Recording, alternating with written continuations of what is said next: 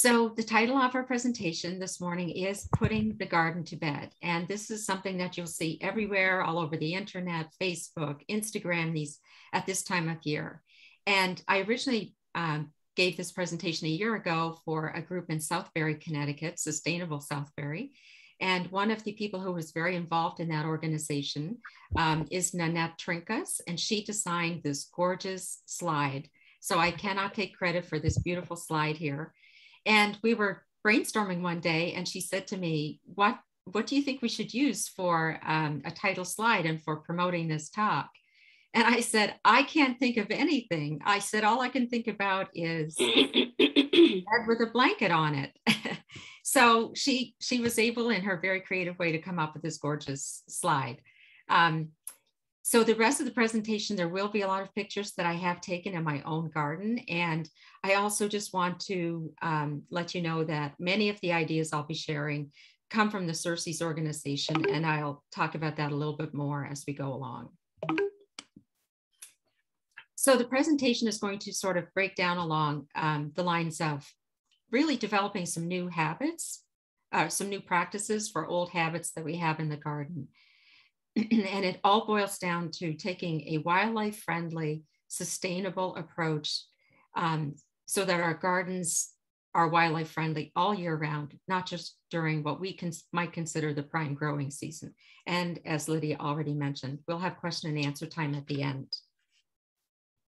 So it seems come Labor Day, we all do this we have this mental switch that goes off that says closed for the season. We start seeing these signs everywhere, especially in seaside communities or in high tourist areas.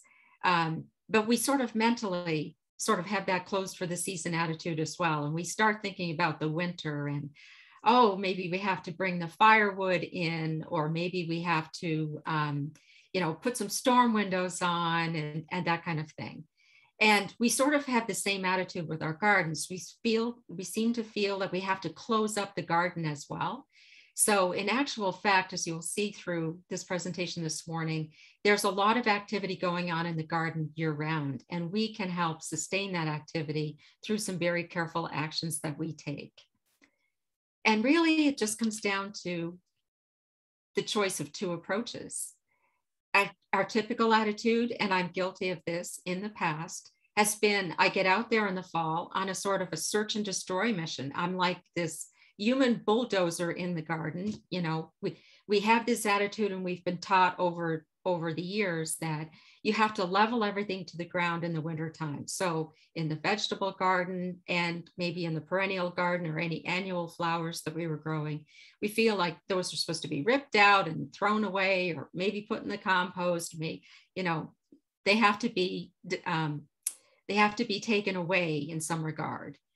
But when we're doing that, we're forgetting that there are a lot of little creatures in the landscape, like this adorable little woolly bear caterpillar. And I came across this little guy a year or two ago around this time of year, and he was just nestled into this little patch of sedum at the edge of one of my flower gardens. And so if we take that search and destroy approach, we're really probably doing a lot of harm to all of these little creatures that we're so busy. We might not even realize they're there. We might not see them, and we certainly wouldn't realize that we're doing them harm.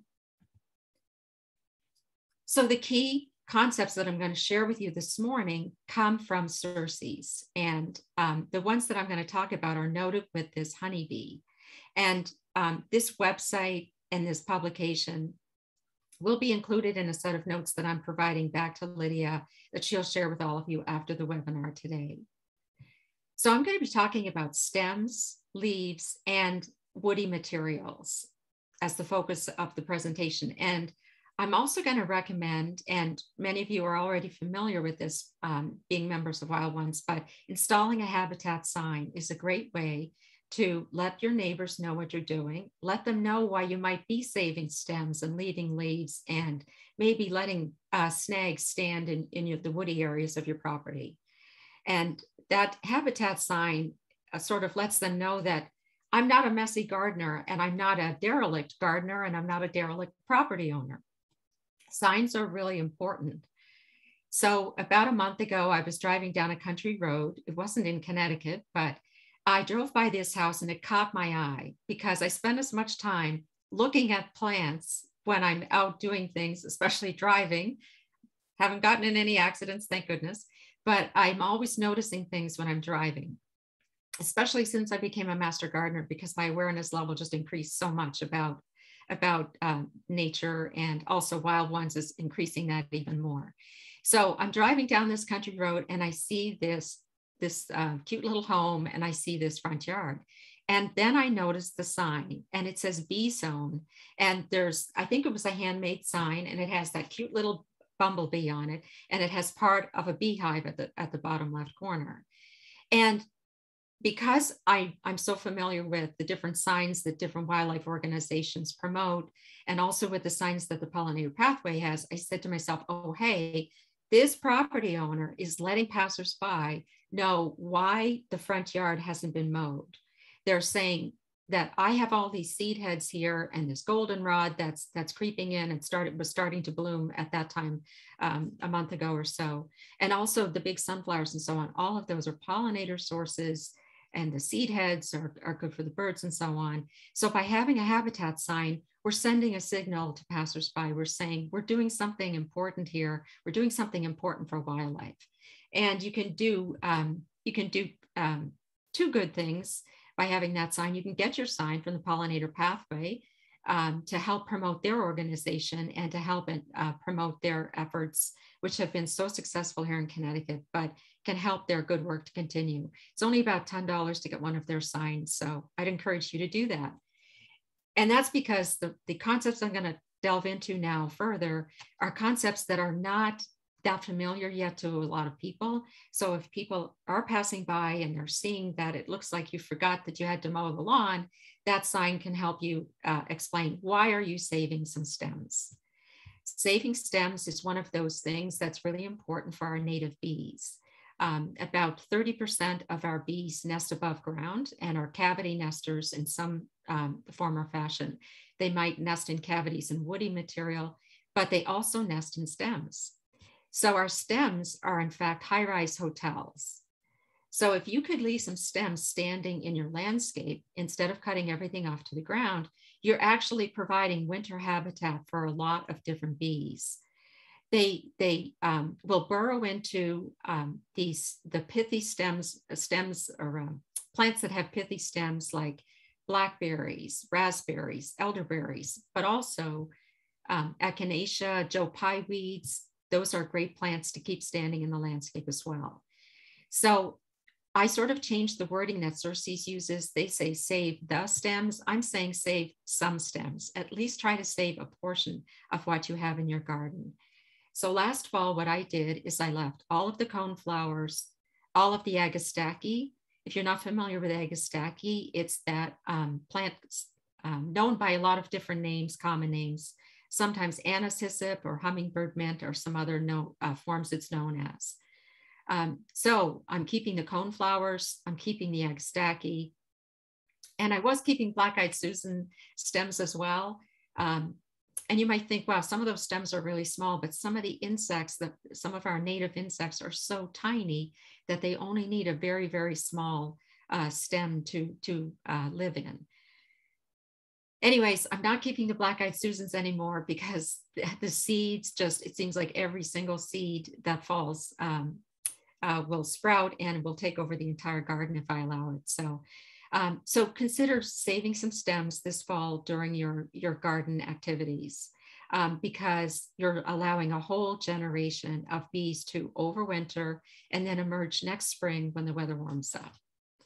Now, just to follow on this stems idea a little bit further, Dr. Heather Holm, who's going to be at that UConn Pollinator Conference in November, I heard her speak at one of the conferences a few years ago. And what she was saying is she even leaves her stems standing well into the spring, maybe even into the early summer. She never really takes away the entire stem. She will break them off in the springtime between heights of 8 to 24 inches. And that's because different insects inhabit different layers of the landscape. So some like to be closer to the ground, some like to be a little higher up. in the garden canopy. So she breaks them off at those various heights, and it gives them all a chance to fill out their life cycle and then emerge when it's ready, when it's time for them to emerge. There was this information going around the internet that once we have a week of 50 or 60-degree days in the spring, that it should be safe to take your stems out of the garden. Well, more research is showing that that's not really an accurate rule of thumb. So what I'm doing is the stems that I have left behind, if I do break them off, I just leave them standing. The foliage in no time will hide those stems, because things just grow so fast in the spring that in a week or two, you'll barely even know that there's any stems left there in the garden. And what Heather Home has observed is that when she's leaving those brittle stems in the garden, it actually discourages the deer from tromping through and chewing off those perennials that are emerging from last winter. So the stems are just so brittle that the deer don't, I guess, like that feeling on their legs. So you're really getting so much benefit from keeping the stems. And one final point is I don't break the tips off the stems of my plants when I'm leaving them behind in the fall. Those coneflower seed heads and those agastache seed heads are great for the birds. And I have chickadees and finches visiting all winter long, pecking away at those seed heads. And so I have a natural bird feeder happening in my gardens when I leave those behind. So please consider ways that you could save some stems in your landscape. Now, another big concept from Circes is Leave the Leaves, and they have a whole hashtag dedicated to that. You can find it on Facebook and Instagram, but a number of other organizations have picked up on this theme as well. Just to expand on what the Circes organization is, Circes is an organization dedicated to the conservation and protection of invertebrate life forms. So that's butterflies, bees, small amphibians, shellfish, and so on. So they came up with the idea and started promoting the idea, but now Healthy Yards has taken up the call as well. And so has the Wild Seed Project, which is based in Maine. And Wild Seed Project created this beautiful poster for this year's campaign. And it highlights some of the key points as to why you would want to leave the leaves. But what I'm going to emphasize this morning is that leaves are really nature's blanket. Leaves are Mother Nature's way to give all those little life forms in our landscapes that blanket that they can pull up over their bed for the wintertime. So we have our stems that provide one form of a blanket, but the leaves are a super critical form of insulation and value in the winter landscape.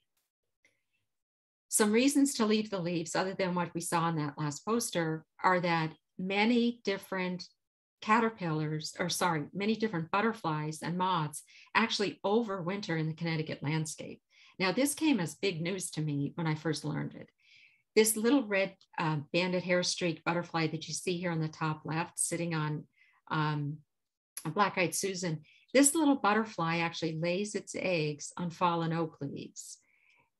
The eggs persist over the winter, and then next spring, when the caterpillars emerge from those eggs, they're going to munch away on those oak leaves, so they have something to eat once they wake up and progress into their next stage of life. So raking up all your oak leaves and sending them away to your town, to the landfill, is basically sending away a whole generation of these wonderful little red banded hair streaks. Fritillary butterflies are another one that overwinter in our landscape. And they can overwinter in a lot of different forms. It could be as an egg, it could be in the larval stage, or it could, in some cases, the full-fledged adult actually overwinters. So leaves are important to give those butterflies that protection. In this center top picture here, this thing that looks like a dried up leaf hanging off as a branch, this is probably either a spice bush swallowtail caterpillar that's gone into cocoon stage. It could also be one of our beautiful swallowtail butterflies. We have yellow swallowtails and we have the black swallowtails. They also make this cocoon that looks like a dried up leaf. So you could walk right by and not really know what that is. In the bottom center here is a chrysalis of a black swallowtail butterfly that overwintered on the side of our deck a few years ago. I had no idea it was there. Just happened to be walking by one day in early May and saw some activity out of the corner of my eye. And when I looked, there was this black swallowtail butterfly just hanging on the side of the deck. And just beside it was this chrysalis, and it had broken open.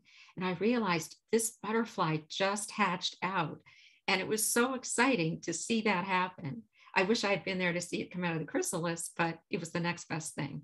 And the butterfly was just sitting there, pumping its wings, trying to get the fluid flowing through its body before it could fly off and enjoy its adult life stage. In the top right here, we have one of these little red newts or little red lizards. I wonder if any of you are seeing those in your landscape anymore. Maybe you could type in the chat box whether or not you see these little orange lizards in the springtime. And then in the bottom right here, we have a really strong signal from Mother Nature as to why leaves are so important, not just when they're on the trees, but also when they're on the ground. Because the color of this little tree frog helps it be completely camouflaged on this dried up leaf. And I think this is an oak leaf, but I can't swear to it.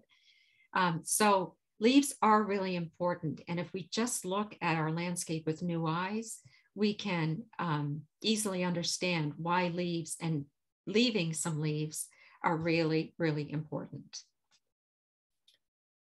So I've alluded to some reasons now why you should keep some leaves. And I'd like to just in the chat box now invite you all to type in some ideas as to how you could use some leaves on your landscape. So maybe you're one of those people who gets a huge leaf drop because you have a lot of big deciduous trees. And we understand that you probably can't recycle and repurpose all of the leaves you have, but maybe if you could at least keep some of them to get started. So what are some of the ideas that you have now as to how we could do this?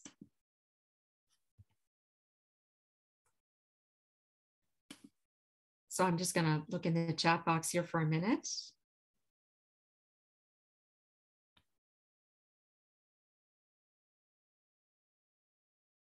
Yeah, so I see, Lydia, what you were saying about their leaves are great insulation for plants, and they do conserve ground moisture. What are some other ideas? Oh, I love what Joanna Giddings just said here. Use leaves to kill turf grass to create new native plant garden. Excellent idea. Yeah, so if you do some sheet mulching in the fall, it's a great time to create new garden beds that you plant in next spring. And leaves are a great way to do that. And they'll create so much valuable organic material in the soil anywhere you're putting in a new garden. Yes, you can put them in the compost bin.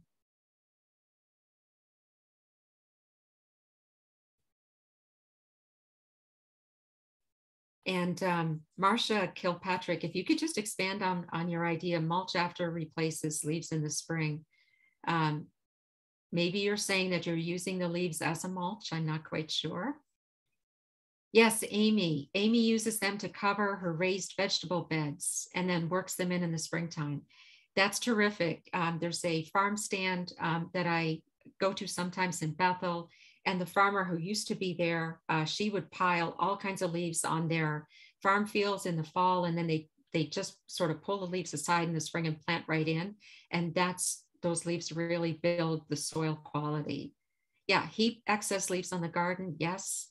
Use leaves as mulch, keep soil nutrients. Yes. There's so much carbon that is in fallen leaves. Okay, some other ideas, just so that I'm not keeping everyone too long today, but some other ideas of ways that you could use leaves. I'll show in the upcoming slides, but you can make leaf mold with them, which is also saving leaves, letting them decompose somewhat so that it becomes almost like a really rich, kind of a moist organic material. You could use that as mulch in your gardens. Also, you can use it to put in your compost if you wish. It's just letting the leaves break down somewhat before you would actually add them to the compost. I saw a really creative use of maple leaves several years ago where a florist had turned them into a form that looked just like a rose. It was so creative and beautiful. Sheet mulching, you can make a leaf fence, and you can also corral them. Just make some wire corrals to hold them. And I see somebody who's saying, I shred and pile them and then put them back as mulch. Terrific. So I'm just going to carry on with the slides now. This is a fun little hashtag that I started seeing a few years ago on social media, leafstackchallenge. And this is, you just take leaves. It could be tree leaves, it could be vegetable garden leaves, flower leaves. You just make a stack of leaves and you take a picture and post it on social media. So if you're a social media person, you can find lots of beautiful pictures right now this time of year. In terms of saving leaves, you can just make a very simple fence for them or corral for them to keep them from blowing away. And you'll find that when you fill this, it starts settling, and within a couple of days, you could probably put like another 30 to 50% of leaves on top. Here's an idea that was inspired by the Wild Seed Project up in Maine, and I'll have more on that right at the very end. But you can create a fence and a two-sided fence, and then fill the center with leaves. So on the left, these are just some products that I found on Overstock, but on the left, it's more or less like, it almost looks like a bamboo or some sort of a lattice style fence. And it has these leaves on it. These were products that people could buy to create privacy screens.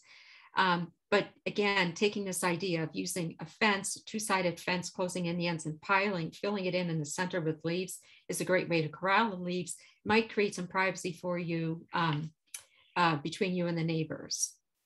And then on the right, this picture here, this is a gabion wall. And gabion walls are something that I first started hearing about from some big garden projects over in Europe.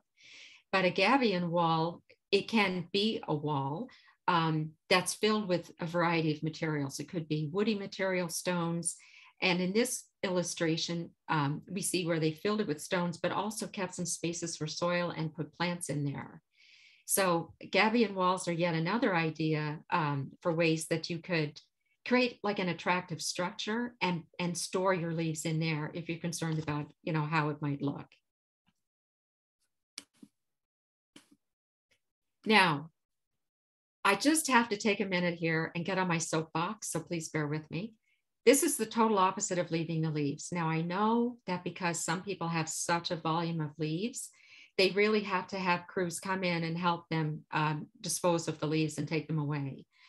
But these cyclone rakes, the cyclone rake here that you see down on the sidewalk, and these backpack leaf sprayers, the settings on that equipment has a wind velocity of about between 150 and 280 miles an hour.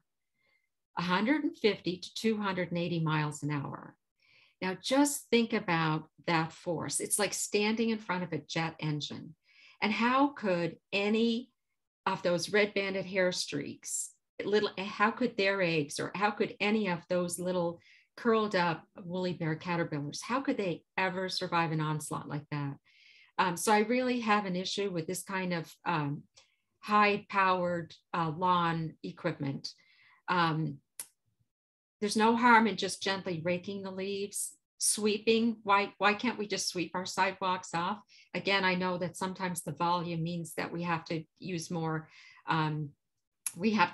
force or maybe more bodies just to get the work done. But I'd encourage you to talk with your landscape crews and encourage them to use the lowest setting they can and be as gentle as possible. Or maybe you set some leaves aside on one area of your property and you sort of flag it off or fence it off and say, don't touch this area. At least you're protecting some of the life forms that are in that area. One final point about this kind of equipment is it stirs up a lot of contaminants in the air. It releases animal feces, pesticide residue, fuel residues from oil leaks and so on from vehicles. It stirs up a lot of contaminants. It's really bad for people with respiratory issues. So let's rethink how we're we're taking care of our properties and really focus on leaving some leaves. And then the final part of the presentation is going to be about how we could reuse some woody materials. So a lot of these things that I've talked about, stems, leaves, and these upcoming slides on woody material, a lot of people look upon this kind of material as waste. But in nature, there's no such thing as waste. Nobody is going out into the state forests or land preserve areas and blowing away all those leaves. They're not going out there and cutting down every dead tree because they realize there's value in those dead trees just as much as there is in a living tree. So Xerces again brings us this idea of planting a log. So plant a log. That sounds like a kind of a crazy combination, right? Because when we plant things, we think about planting living things. And when we think about logs, we probably look upon it as a dead tree.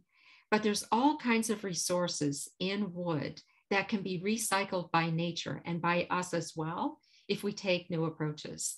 So in my garden, my husband loves Japanese maples. So a couple of years ago, he got a new Japanese maple from me for his birthday.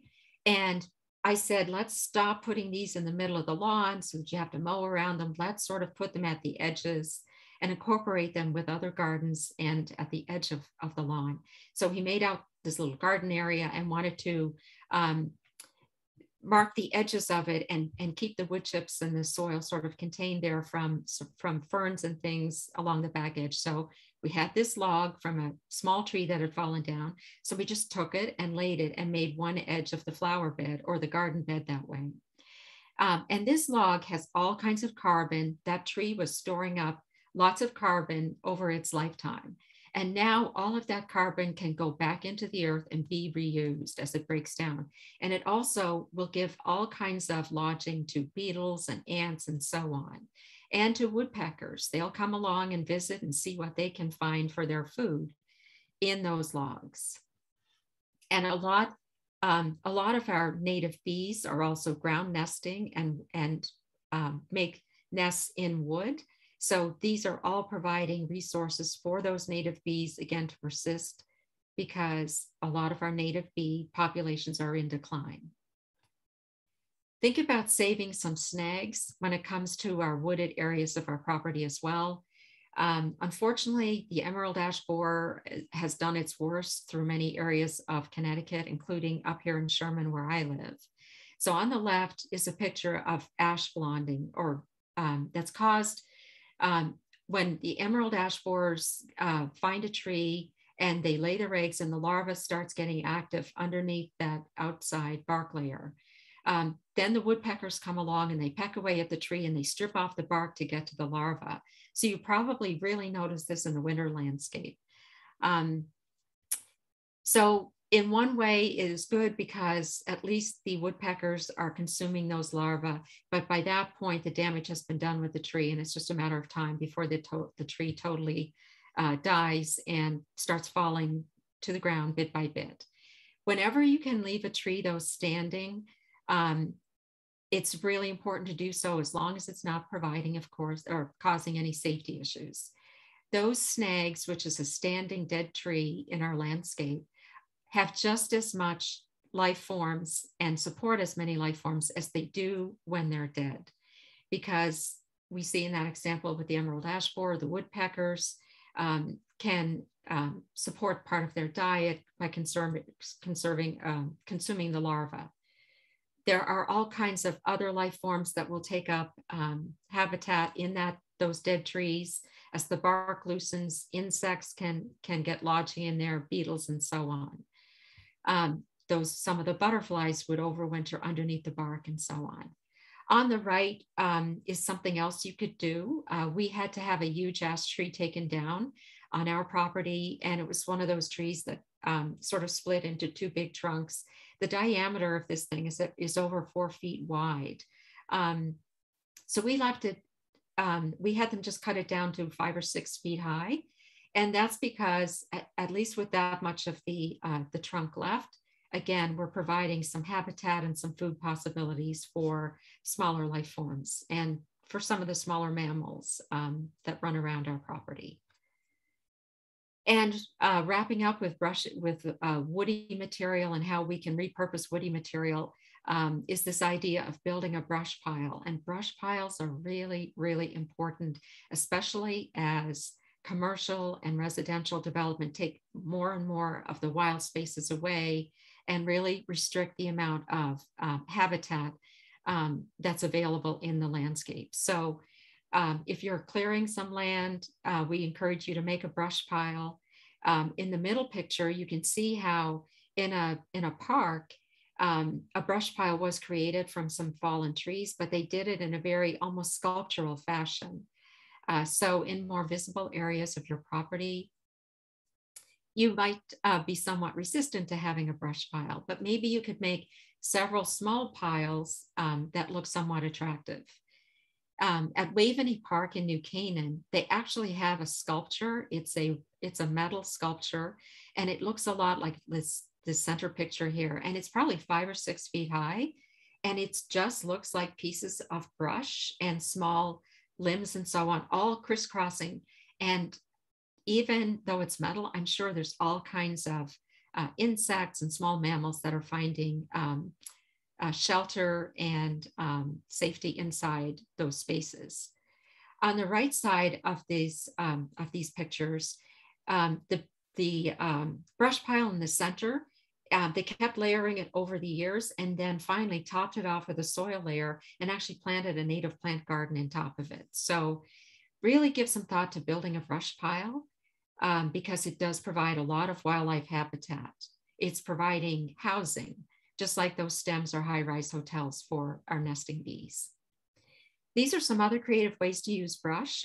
On the left, I realize it's not a great picture, but these were twigs and grapevines that were taken and used to construct a tuteur, which is just a tower, those sculptural towers that you see in gardens so that beans or peas can climb up. In the center, this is the same idea on Amazon, but why buy something like this on Amazon when you can make it with the materials you have on your own property? And then here on the right is an idea from Better Homes and Gardens where they used willow twigs and bits of very small twiggy willows to help bind everything together. So these were just some pictures to help you get some ideas and maybe inspiration for how you could use some of the brush that falls maybe on your property over this coming winter. And one other idea is a friend of ours gathers up things like this that fall on his property. He just sort of sets them aside in a pile and uses them in his outdoor fireplace, not a fireplace. What are those things called? A fire pit, in a fire pit during the spring and summer season. So he's not buying wood to put in that fire pit. He's using the wood that falls on his own property. Some other creative ideas for using small pieces of twigs. This comes from England. Wattle is something that you'll see very commonly in European gardens, where they take sturdier pieces of branches or stems, and then they weave in among those all the little bits of brush. And it's called wattle. And what you're seeing in this picture is obviously commercially made edging, but it makes a very attractive finish, especially in a more natural sort of garden environment. So maybe if you put in some new plants or you're adding to your gardens, this might be a nice, attractive way to use some of that woody material you have. Of course, you'd have to have a lot of patience to do this weaving, I think. And then just sort of make sure that there's no foot traffic going to tromp all through your new garden area. And this was a final idea that I came across that I thought was really cute. Obviously wouldn't use a lot of the woody material you have, but it would reduce some of the brush and repurpose it a little bit by making these cute little teepees. With the upcoming holiday season, you know, we're all thinking about ways to decorate our Thanksgiving table or maybe the holiday tables. So there's space inside that where you could put like a little battery powered candle and use them as table decor.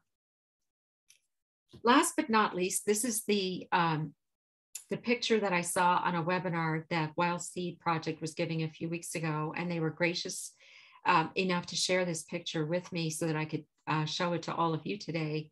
And this is, again, that idea of fencing in some of these wonderful materials that Mother Nature provides for us. So instead of carting them all away and thinking that it's waste, it's really gold that Mother Nature is providing to us to help refurbish our soil, protect those life forms, and also restore some of the carbon that comes in these different leaves and stems and woody materials. So you see here, there's a fence. They have these sturdy posts, and they have secured chicken wire onto the front and back sides of each of these posts.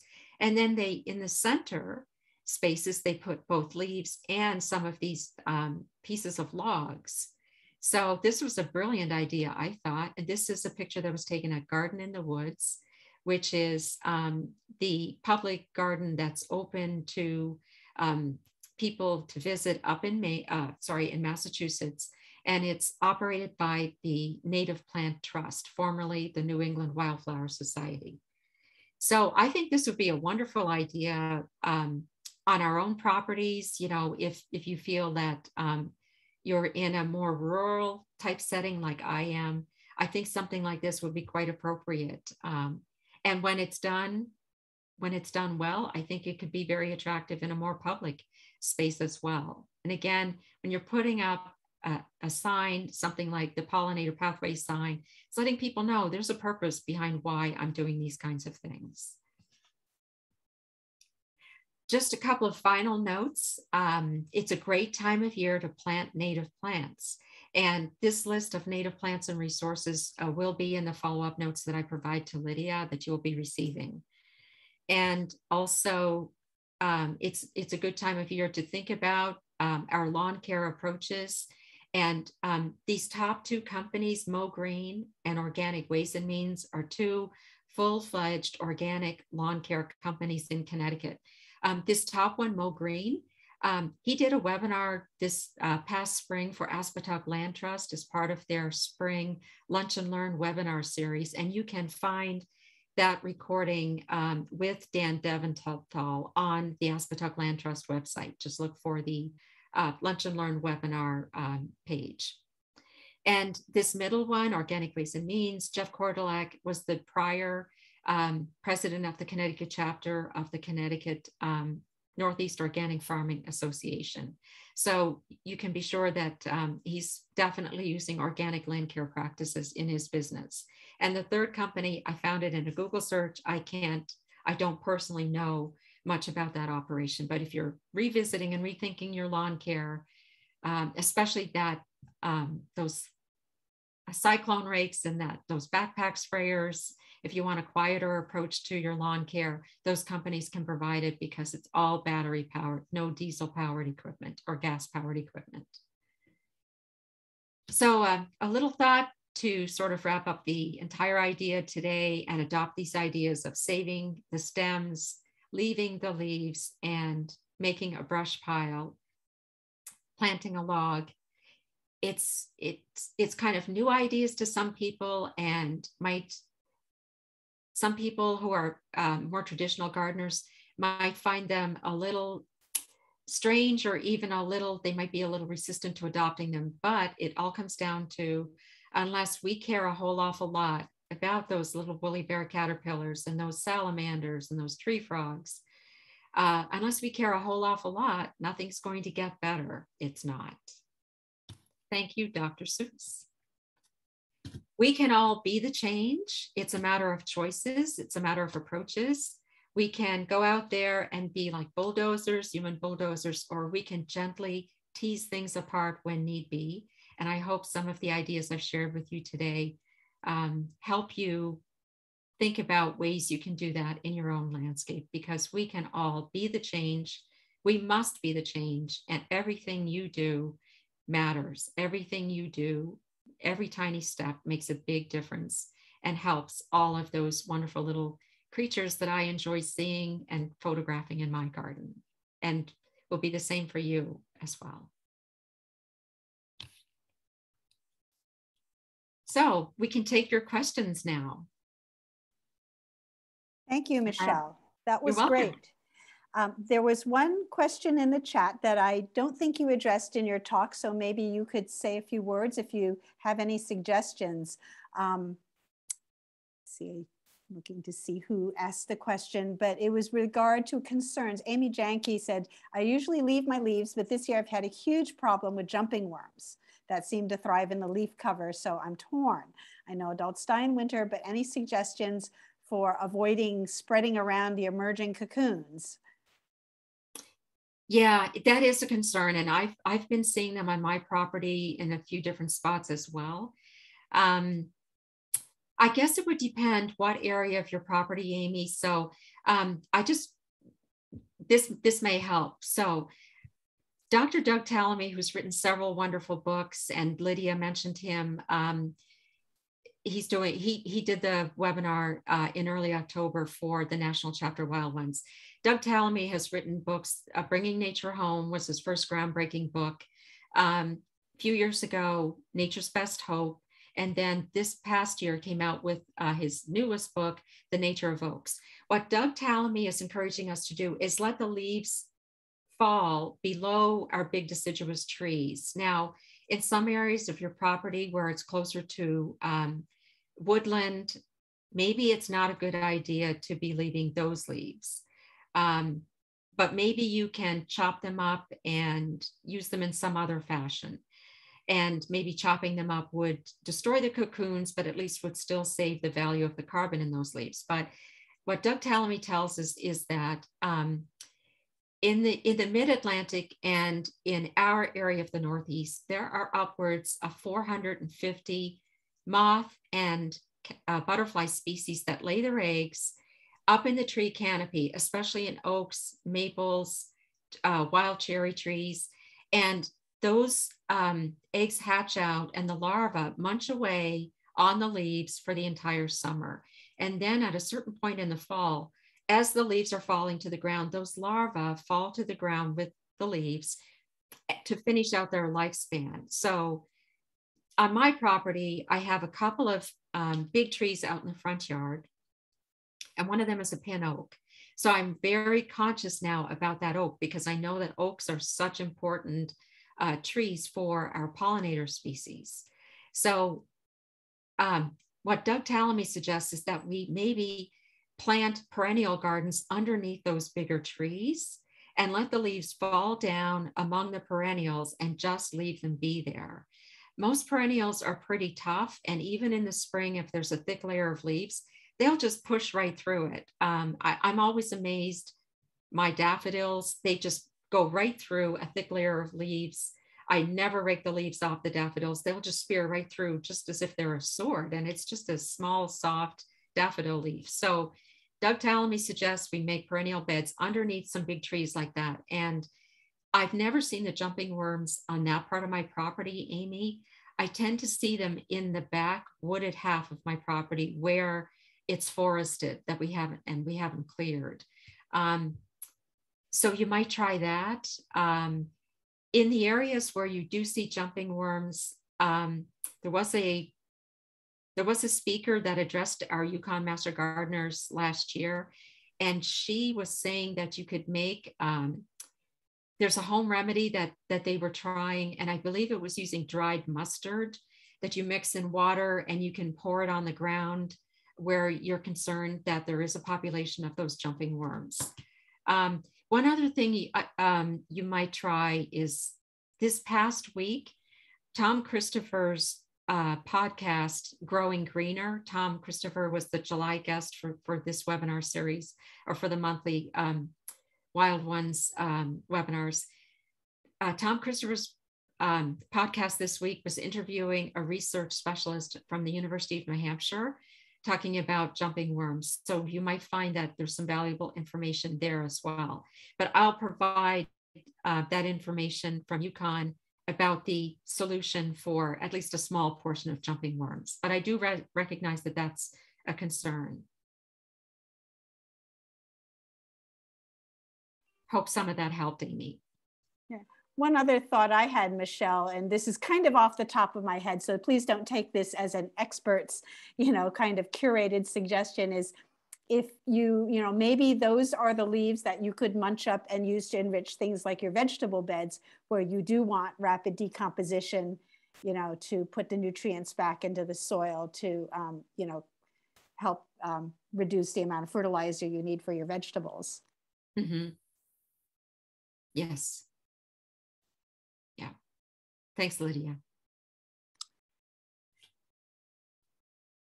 Okay, and I think Kathy Connolly has just added into the chat some additional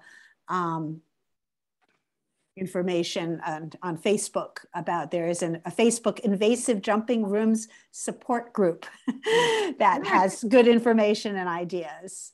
So that's something perhaps Amy could look into, or anybody else who's having jumping worm issues. I know it's an emerging problem and we don't have all the answers yet, but it's really good that the awareness at least is improving. There are some additional questions, not about the invertebrates, about vertebrates who might be considered a little troublesome, like voles or rodents that like to hide in leaf piles.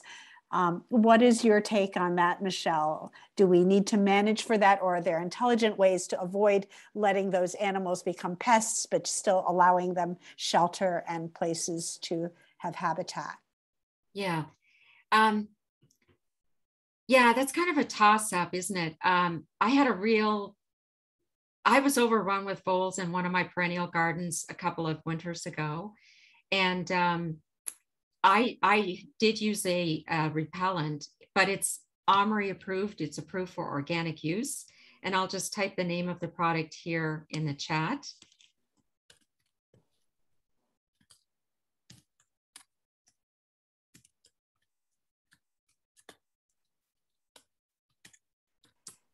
Yeah, I wonder if some of the, again, natural repellents against squirrels and other rodents, which can detect like the hot pepper capsaicins and stuff, might be useful to, if you want to deter rodents from certain piles that might be too near your house or things like that. I think castor oil products, the capsaicins. Yes. Yeah, other deer and rabbit repellents that contain like garlic and peppers. So those are, plant skid was you just put up there. I think that contains some of those repellents. Yeah. I first read about this probably about 10 years ago. I saw it in a newsletter for another group I belong to. So I was at my wit's end one year because I figured I was going to have no perennials left in the spring. And so I thought I'd go ahead and try it. And I felt better when I looked into it because it was approved for organic use. So it's safe for pets, but it's very, very effective. But some of those other products that you've mentioned, Lydia, too, I think would be great. Usually anything with hot pepper is a good idea. So voles are vegetative.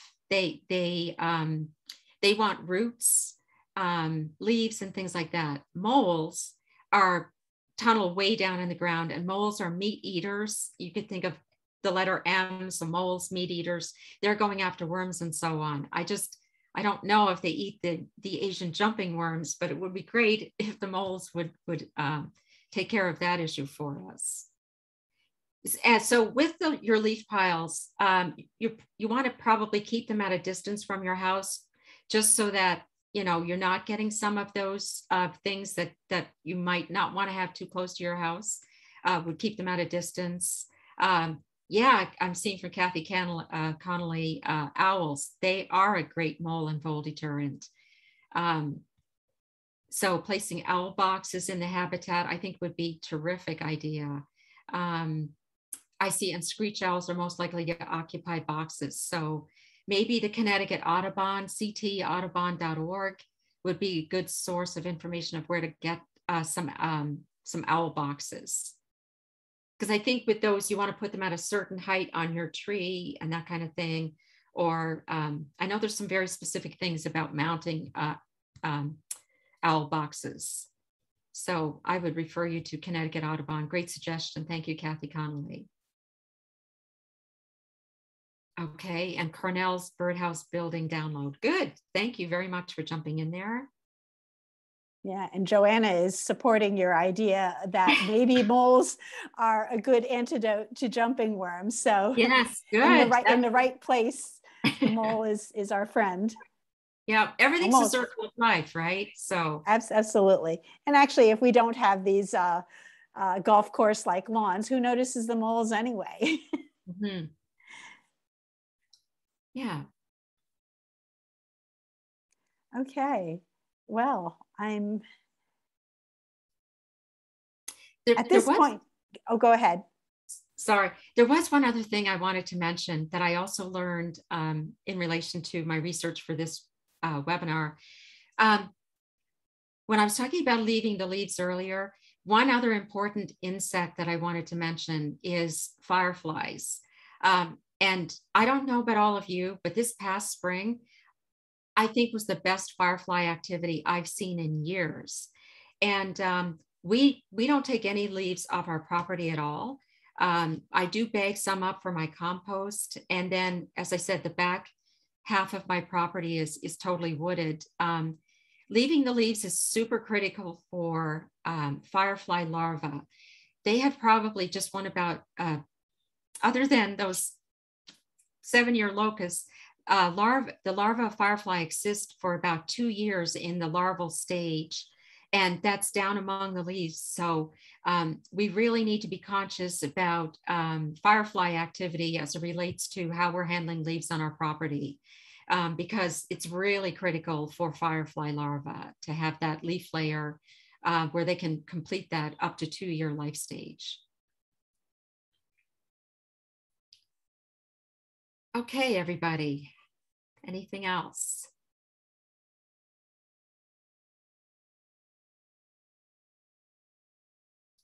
Some really good information here about transferring eggs on the jumping worm. So these are all really good things to know. I'm going to be cleaning my boots when I come, before I come in the house, and from now on, so I'm not transferring those. And so one recommendation for people who are dividing perennials to share, if you do have concerns that there may be, or you do see jumping worms in the area around those plants, if when you replant them, this is one case where if you gently knock off as much of the soil as possible and replace it with clean jumping worm free soil, you'll be less likely to transfer eggs. So those are, just precautions we can take. It's a little more work and maybe more expense if you have to, make sure you get soil that is free of jumping worms. And I hope, unfortunately, this is not something I know is, that anybody really tests for, but ideally, there are commercial materials that would be free of jumping worms. Or if you have areas where you don't have jumping worms and can carefully take soil from those areas. But just be conscious of, trying to practice good hygiene and think of them just as you would any other germ or unwanted organism that you don't want to spread around. And I think whoever mentioned the eggs, I think that really is the concern, because those are not things you can easily see to pick out. We can pick out the adult worms, but that next generation. And I have found some eggs underneath leaves in some of my garden beds, and I don't know exactly what the jumping worm eggs look like, unfortunately. So I will take it. I will take that as a follow-up research item. And if I can find anything timely, Lydia, I'll pass that on with the other follow-up notes. Okay, and I may be able to help you, Michelle, because this past year there was some discussion in one of the native plant working groups that I'm part of, and some resources were shared. So I'll share them with you first, and if that seems to fill the bill, I do believe there was some information, possibly some pictures there of egg masses. Okay, great. Okay. All right, and Judy Preston mentions I don't recognize the acronym, but she says NAISMA has a great boot cleaning tool. So I'm sure if you Google that, you can probably find the information. It's North American Invasive Species Management. Oh, great. Thanks, Judy. It's great. They just started offering them. Okay, good. All right. Well, I'll let everybody go then and enjoy the rest of this beautiful day, and hope to see you all at one of our future events. And we will be sending follow-up information to all who registered or attended. So, you know, hopefully you'll have some good new resources at your disposal to aid you in your gardening. Thanks, everyone. And I'll give you just a minute. If anybody wants to save the chat text for quick reference, they are welcome to do that. I think you can do that on your own computer or device. Additionally, we can save it and we can make that available to you as well when we share the after meeting resources. So, all right. Thanks both, Lydia and Michelle. All right. And thank you, Michelle. Really. Oh, thank you. You're welcome. Great presentation. Bye-bye now. Take care, everyone. Bye. Enjoy the rest of the day. Thank